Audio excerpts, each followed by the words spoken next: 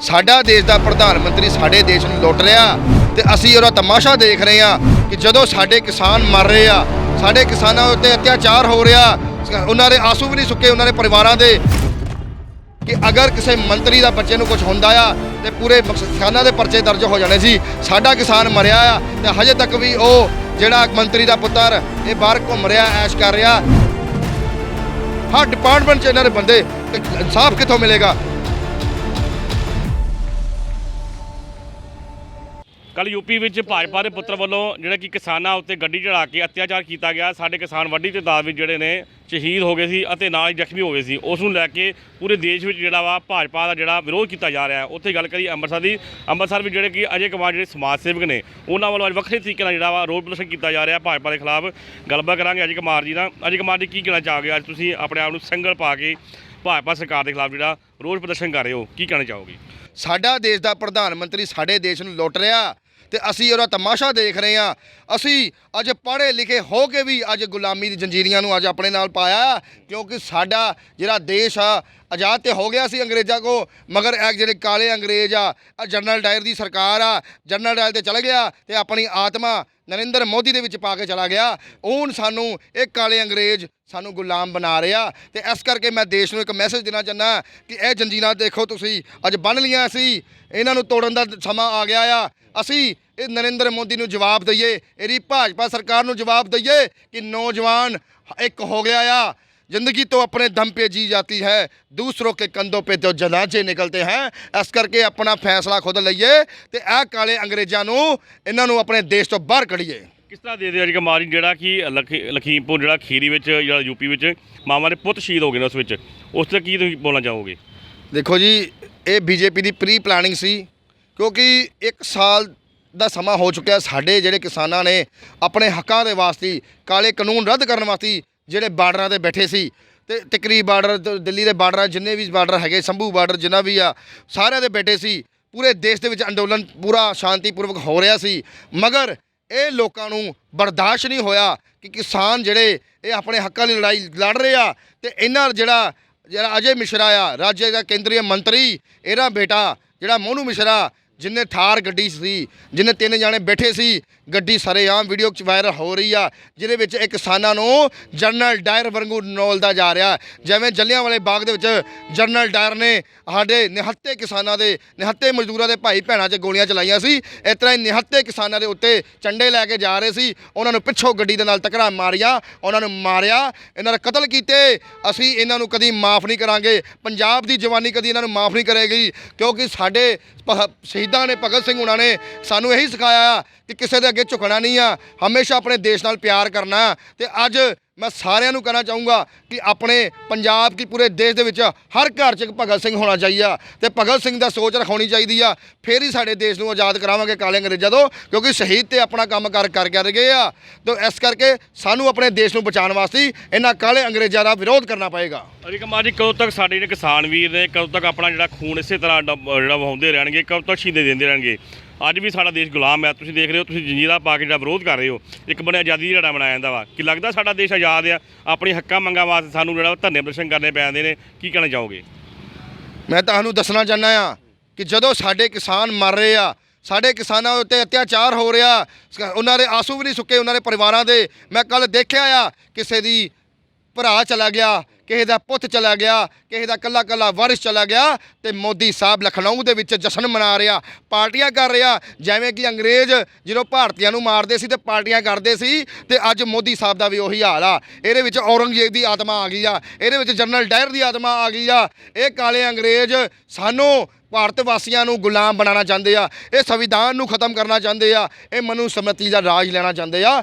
ਦੇਸ਼ ਦਾ ਨੌਜਵਾਨ ਮਨੁਸਮਰਤੀ ਨਹੀਂ ਲੈਣ ਦੇਗਾ, ਆਪਣੇ ਆਪ ਨੂੰ ਆਜ਼ਾਦ ਸਮਝਦਾ ਆਜ਼ਾਦ ਰਹੇਗਾ ਤਾਂ ਗੁਲਾਮੀ ਦੀ ਜੰਜੀਰਾਂ ਤੋੜੇਗਾ। ਇਲੈਕਸ਼ਨ ਆ ਰਹੇ ਆ, ਇਹਨਾਂ ਨੇ ਸਾਨੂੰ ਦੇਖਣਾ, ਤੁਸੀਂ ਧਰਮਾਂ ਦੇ ਨਾਂ 'ਤੇ ਲੜਾਉਣਾ ਆ, ਇਹਨਾਂ ਨੇ ਸਾਨੂੰ ਆਪਸ 'ਚ ਭਰਾਵਾਂ ਨੂੰ ਲੜਾਉਣਾ ਆ। ਇਹਨਾਂ ਦੇ ਮਗਰ ਨਾ ਲੱਗਣਾ ਮੇਰੇ ਨੌਜਵਾਨੋ, ਮੇਰੇ ਦੇਸ਼ ਦੇ ਜਵਾਨੋ, ਇਹਨਾਂ ਲੀਡਰਾਂ ਦੇ ਮਗਰ ਨਹੀਂ ਲੱਗਣਾ। ਇਹਨਾਂ ਲੀਡਰਾਂ ਨੇ ਸਾਡੇ 'ਚ ਡਿਵਾਈਡ ਐਂਡ ਰੂਲ, ਅੰਗਰੇਜ਼ਾਂ ਵਾਲੀ ਫੁੱਟ ਪਾਣੀ ਆ, ਰਾਜ ਕਰੋ ਫੂਟ ਡਾਲੋ, ਤੇ ਇਸ ਕਰਕੇ ਅਸੀਂ ਇਹਨਾਂ ਦੇ ਮਗਰ ਨਹੀਂ ਲੱਗਣਾ।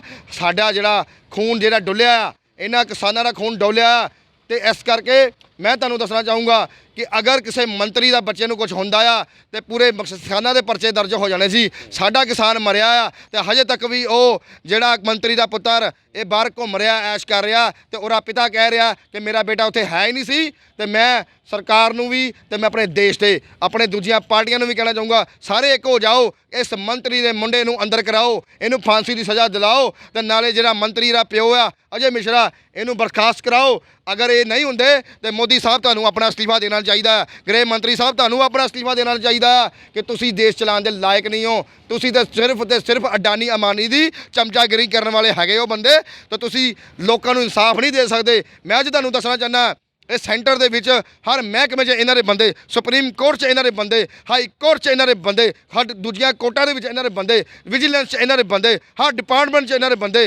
ਤੇ ਇਨਸਾਫ ਕਿੱਥੋਂ ਮਿਲੇਗਾ? ਲੋਕਾਂ ਨੂੰ ਇਨਸਾਫ ਕਿੱਥੋਂ ਮਿਲੇਗਾ? ਇਨਸਾਫ ਤਾਂ ਇੱਕ ਵਿਕ ਚੁੱਕਿਆ ਆ। ਮੀਡੀਆ ਜਿਹੜੀ ਸੈਂਟਰ ਦੀ ਮੀਡੀਆ ਸਾਰੀ ਵਿਕ ਚੁੱਕੀ ਆ। ਇਹਨਾਂ ਦਾ MP ਆ ਰਾਜ ਸਭਾ ਉਹਦੀ ਸਾਰੀ ਮੀਡੀਆ ਸਭ ਵਿਕਾਊ ਆ। ਕੋਈ ਵੀ ਸੱਚ ਦੀ ਖਬਰਾਂ ਨਹੀਂ ਦਿਖਾਉਂਦੇ, ਸਿਰਫ ਤੇ ਸਿਰਫ ਮੋਦੀ ਮੋਦੀ ਮੋਦੀ ਮੋਦੀ ਮੋਦੀ ਦਿਖਾਉਂਦੇ ਆ।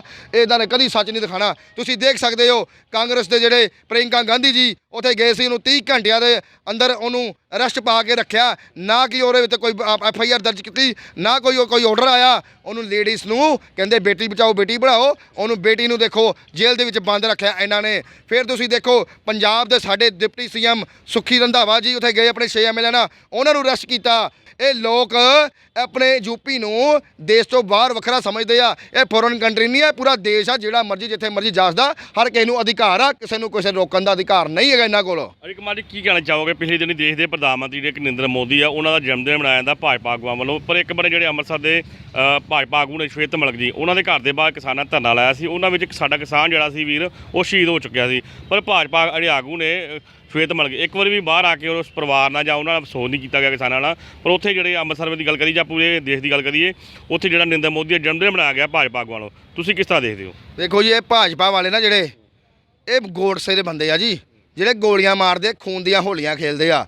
ਇਹਨਾਂ ਵਾਸਤੇ ਕਿਸਾਨ ਮਰੇ, ਮਜ਼ਦੂਰ ਮਰੇ, ਇਹਨਾਂ ਵਾਸਤੇ ਕੋਈ ਗੱਲ ਨਹੀਂ ਆ। ਇਹਨਾਂ ਵਾਸਤੇ ਇਹ ਪਾਰਟੀਆਂ ਕਰਦੇ ਆ। ਇਹਨਾਂ ਨੂੰ ਆਪਣਾ ਪ੍ਰਧਾਨ ਮੰਤਰੀ ਦਾ ਜਨਮ ਦਿਨ ਮਨਾਉਣਾ ਜ਼ਰੂਰੀ ਸੀ, ਮਗਰ ਸਾਡਾ ਕਿਸਾਨ ਜਿਹੜਾ ਮਰਿਆ ਉਹਨਾਂ ਅਫਸੋਸ ਨਹੀਂ ਕੀਤਾ, ਉਹਦੇ ਪਰਿਵਾਰ ਨਾਲ ਦੁੱਖ ਨਹੀਂ ਸਾਂਝਾ ਕੀਤਾ ਕਿ ਉਹਨਾਂ ਦਾ ਉਹਨਾਂ ਵਿੱਚ ਕਿੰਨੀਆਂ ਕੁਰਬਾਨੀਆਂ ਸਾਡੇ ਕਿਸਾਨਾਂ ਨੇ ਦੇਤੀਆਂ। 700 ਤੋਂ ਜ਼ਿਆਦਾ ਸਾਡਾ ਕਿਸਾਨ ਮਰ ਰਿਹਾ ਤੇ ਮਗਰ ਅੱਜ ਤੱਕ ਇਹਨਾਂ ਦੇ ਦਿਲ 'ਚ ਉਫ ਨਹੀਂ ਨਿਕਲੀ। ਅਗਰ BJP ਦਾ ਕੋਈ ਵੀ ਮੰਤਰੀ ਤੇ ਕੋਈ ਦਾਗ ਲੱਗਦਾ ਜਾਂ ਅਡਾਨੀ ਅਬਾਨੀਆਂ ਦੇ ਟਾਵਰ ਤੋੜਦੇ ਆ ਤੇ ਇਹਨਾਂ ਨੂੰ ਭੜਥੂ ਪੈ ਜਾਂਦੇ ਆ, ਮੋਦੀ ਨੂੰ ਸ਼ਿਕਾਇਤਾਂ ਲਾਉਂਦੇ ਆ, ਰਾਜੇਪਾਲ ਨੂੰ ਸ਼ਿਕਾਇਤਾਂ ਲਾਉਂਦੇ ਆ ਤੇ ਸਾਡੇ ਕਿਸਾਨ ਮਰਦੇ ਆ ਤੇ ਇਹਨਾਂ ਨੂੰ ਦੁੱਖ ਨਹੀਂ ਆਂਦਾ। ਤੇ ਇਹ ਜਿਹੇ ਲੋਕ ਇਹ ਗੋਡਸੇ ਦੇ ਲੋਕ ਆ, ਮਨੂ ਸਮਿਤੀ ਦੇ ਲੋਕ ਆ, RSS ਦੇ ਲੋਕ ਆ। ਜਿਹੜੇ ਬੰਦੇ ਕੌਂਸਲਰ ਨਹੀਂ ਜਿੱਤ ਸਕਦੇ, ਉਹਨੂੰ MP ਦੀਆਂ ਟਿਕਟਾਂ ਜਿਹੜੀਆਂ MP ਰਾਜ ਸਭਾ ਬਣਾ ਦਿੰਦੇ ਪੈਸੇ ਦੇ ਸਿਰ ਤੇ।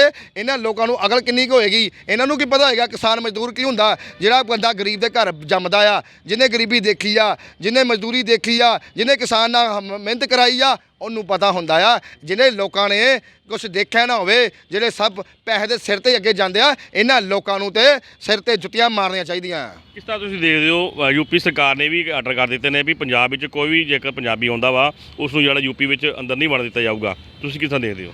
ਦੇਖੋ ਜੀ, ਹੁਣ ਮੈਂ ਤੁਹਾਨੂੰ ਇਹੀ ਚੀਜ਼ ਦੱਸਣਾ ਚਾਹੁੰਦਾ ਆ।